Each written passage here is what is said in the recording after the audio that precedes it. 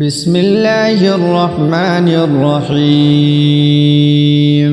يا أيها النبي لم تحرم ما أحل الله لك تبتغي مرضات أزواجك والله غفور رحيم. قد فرض الله لكم تحلة أيمانكم والله مولاكم وهو العليم الحكيم. وإذ أسر النبي إلى بعض أزواجه حديثا فلما نبأت به وأظهره الله عليه عرف بعضه وأعرض عن بعض فلما نبأها به قالت من أنبأك هذا قال نبأني العليم الخبير. إن تتوبا إلى الله فقد صغت قلوبكما وإن تظاهرا عليه فإن الله هو مولاه وجبريل وصالح المؤمنين والملائكة بعد ذلك ظهير. عسى ربه إن طلقكن أن يبدله أزواجا خيرا منكن مسلمات مؤمنات قانتات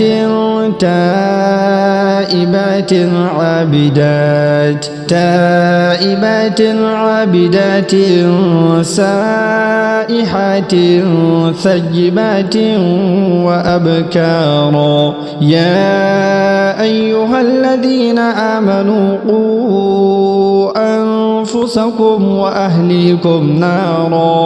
وأهليكم نارا وقودها الناس والحجارة عليها ملائكة غلاظ شداد لا يعصون الله ما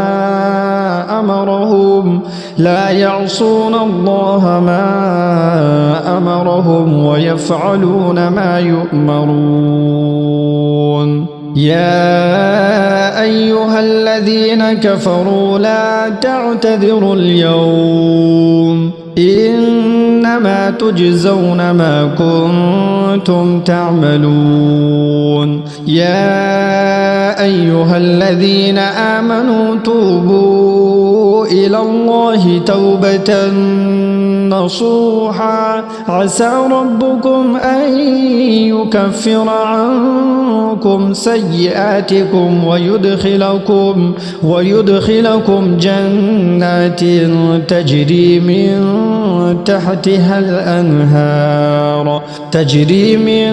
تحتها الأنهار يوم لا يخزي الله النبي والذين آمنوا معه نورهم يسعى بين أيديهم وبأيمانهم يقولون ربنا أتمم لنا نورنا واغفر لنا إنك على كل شيء قدير. يا أيها النبي جاهد الكفار والمنافقين واغلظ عليهم ومأواهم جهنم وبئس المصير. ضرب الله مثلا للذين كفروا امرأة نوح وامرأة لوط كانتا تحت عبدين من عبادنا صالحين فخانتاهما فلم يغنيا عنهما من الله شيئا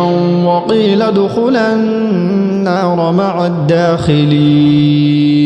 وضرب الله مثلا للذين آمنوا امرأة فرعون إذ قالت رب ابن لي عندك بيتا في الجنة ونجني من فرعون وعمله ونجني من القوم الظالمين. ومريم ابنة عمران التي أحصنت فرجها فنفخنا فيه من روحنا وصدقت بكلمات